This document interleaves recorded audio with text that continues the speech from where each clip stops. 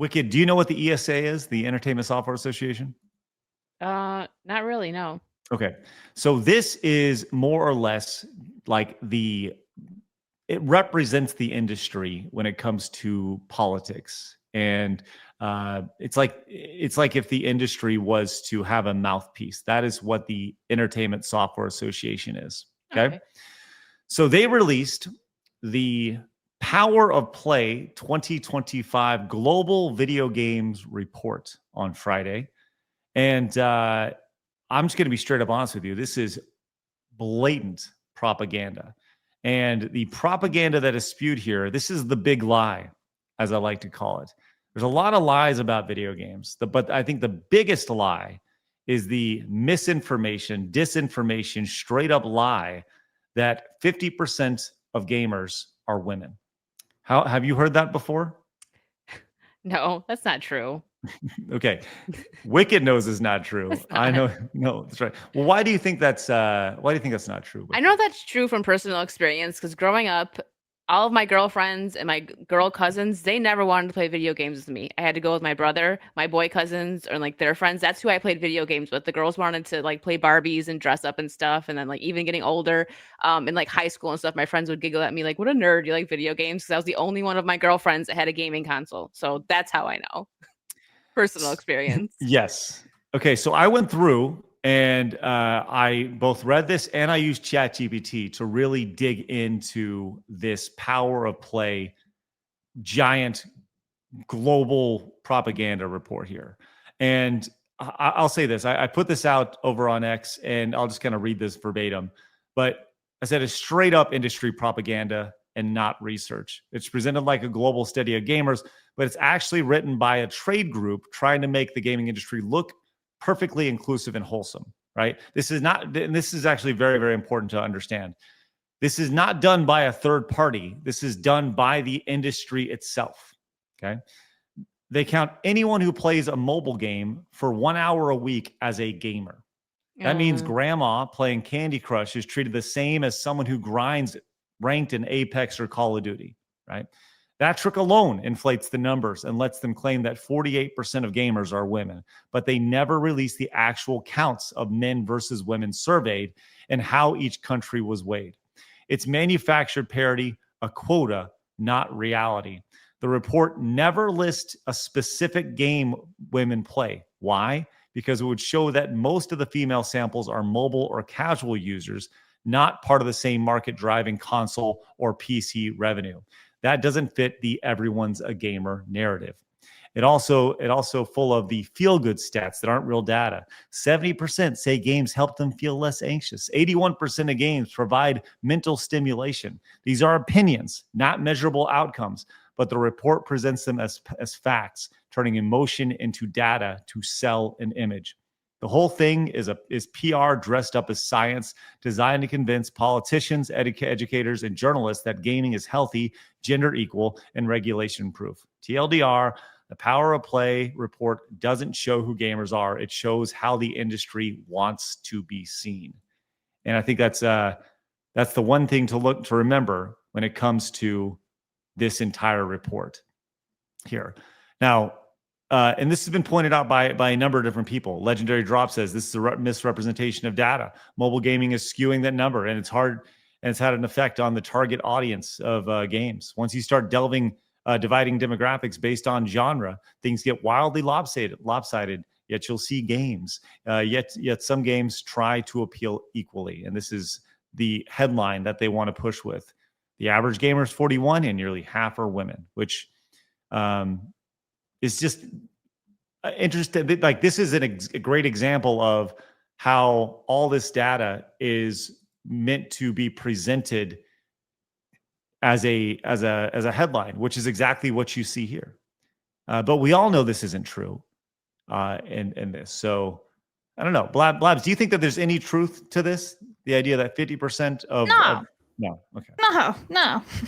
I'm like, honestly, I would consider Wicked a gamer girl. I don't ever really consider myself a gamer girl. I play video games, but I'm not like a hardcore gamer girl. And like, there was very, very few girls that I knew when I was in school and all that would actually play like all those kinds of games. Unless you count like Mario Kart and Wii Party 8, Lego video games, because that was the type of games that my friends and I would play. And yeah, they were females, but we were never like gamer girls and all that. So I don't really count that just from my own experience. And yeah, even in college, I was playing video games with some of my female friends. But again, it was like Mario and like Mario Kart, Lego Lord of the Rings, like just for shits and giggles, things like that. We weren't like hardcore gamers whatsoever.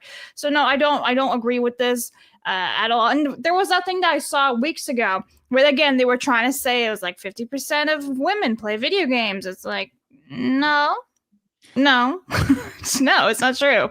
So. Well, I wanted to kind of show you, I asked ChatGPT to dig into some of the data and actually what they put into this, right? So here's a breakdown here, and this is very intriguing here. So they said 48% of all gamers are female, 51% male, 1% non-binary, which I would love to see the data on, right? on that, right? Okay, so the favorite device among female gamers, mobile, 64%. Okay, laptop and computer, 15%, console handheld, 21%. The idea that by the way, the game console and handheld would be put in the same is kind of intriguing, but yeah. But 64, that tells you everything you need to know right there. 64% right here. But what genre in particular are they playing? Candy Crush. Yeah, right. Puzzle right here. Puzzle games. 62% of females prefer puzzle games, simulation, arcade and casual games right here, strategy, right? So this tells you exactly what we already know. Puzzle mobile games, Candy Crush, right? Your games like that. If they omitted that genre when they did all these surveys, I feel like it would be a different thing. My mom's a gamer, apparently. She likes the slots games. Yes. She's like, look what I got. I'm like, yeah, Casino I'm happy gamer for you. mom. Yeah.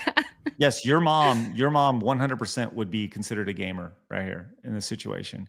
To be fair, she was a gamer like when she was younger. She would have like calluses on her hand from playing Super Mario Brothers, so she was pretty cool.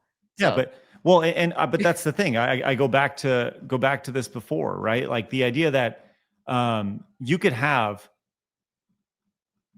whatever it is, anybody that has played these games knows this is not even remotely true. And the data is so skewed that these mobile game moms who are playing Candy Crush, I guarantee 0% of them would call themselves gamers. Yet they are included. You're probably like, this is a game? I was just doing a puzzle. We should do the man on the streets one day and just ask a bunch of people if they play video games, and if it's mobile games, do they consider themselves like gamers, and all these other questions. I think that'd be really, really cool to do. But only if Blabs has the mini mic and she's like, are you a gamer? Why? You a gamer? Yes or no, and why if so? Yeah, Craig would be perfect at that. He does a really good job. So I think I would just be the cameraman. But also I want to point out, like, I would definitely not like be knocking women, right? Because like I feel like some people may consider us as like shitting on women, and we're not. The thing is, we're definitely not, right? It's just that they're not interested in it. It's not like they're focused. They want to do other stuff, and that's cool. That's fine. It's not for everybody, and that's the point. Like they're trying to make if everyone's included, then nobody's included, right? Like everyone has to be inclusive and blah blah blah. And it's like, well, now you're just not. It doesn't make any sense anymore. And the girls that play games get so offended, and it's like, okay, we're not saying that nobody does. We're just saying that the statistics here are off. That's it. Yep. Way off. Yeah.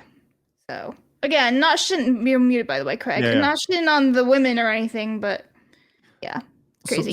So some more data here, because like I said, I love data. Now, there's things that reports include, and once again, data can be skewed a number of different ways, as we see here. But what's not included here, and what's not included is a list of the most popular games, right?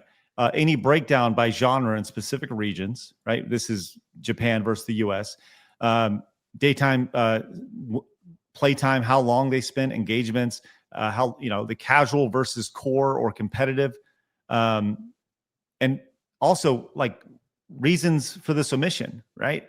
This is produced by a global trade association representing the video game industry, not independent researchers. The goal is to promote positive public perception of gaming, especially around regulation, advertising, and policy debates. This all comes down to money, right? As it usually does. Yes. they did not include the names. Exposed market segmentation, right? Undercuts the industry's claim the gender divide are irrelevant. Risk political and cultural baggage attached to specific titles and publishers. So here we go. Yeah, in short, Power of Play report never names specific games. Female gamers are represented by playing puzzle, simulation, and arcade titles, primarily on mobile devices, but no examples are provided. A deliberate choice to reinforce the everyone's a gamer message rather than depicting actual habits. Propaganda, friends. Propaganda. And the majority of these women are probably just like on lunch break. Oh, let me play a couple rounds. I got to kill some time. Like, it's not even like this, like, you know, big thing that they're super into. It's just, I got to kill some time, so I'm going to play a little bit. Yeah, or they're laying in bed before they go to bed, playing a little Candy Crush or whatever it is. You know, Candy Crush is the one you point at always because it's the, you know, but whatever. These mobile games that you just, and they're all mobile they're all mobile puzzle games, which is exactly what Candy Crush is. And, you know, look, that's great, but don't include them in the gamer thing. Like the mobile gaming, I would love to see the data around this, what the average gamer, how old the average gamer was versus, and the male versus female split before 2008, when apps and mobile games became a thing. Because I think that number drastically changed when the iPhone came out, because they're like, oh, we have an opportunity to make this more inclusive over here. True. Yeah. One other little piece of information, which I thought was actually very jarring and probably would need to be the biggest signifier that the industry is actually in very much trouble. We saw the average age was apparently 41. Okay. So let me give you a breakdown of this. And I think the most telling number here is the number at the top here, that the average gamer, that only 14% of gamers are between the ages of 16 and 24. 26% between 25 and 34, 23% between 35 and 44, 16% 45. This is the fourth smallest number between peak video game playing time, 16 and 24. That should be alarming. Yeah, what are kids doing then? Are they just doom scrolling on social media? TikTok. Yeah, doom scrolling. Yep. Crazy. Pretty much, yeah. I think that's probably the biggest thing that people should take of that. Yeah, that's insane. What are they? What are they doing? They're like, it's Wall-E. That's what that is. You know, the fat man sitting down watching in this little bubble. That's what that is going to be. They don't move. They don't do anything. They don't play games. They don't watch stuff. They're just doom scrolling TikTok, and that's it.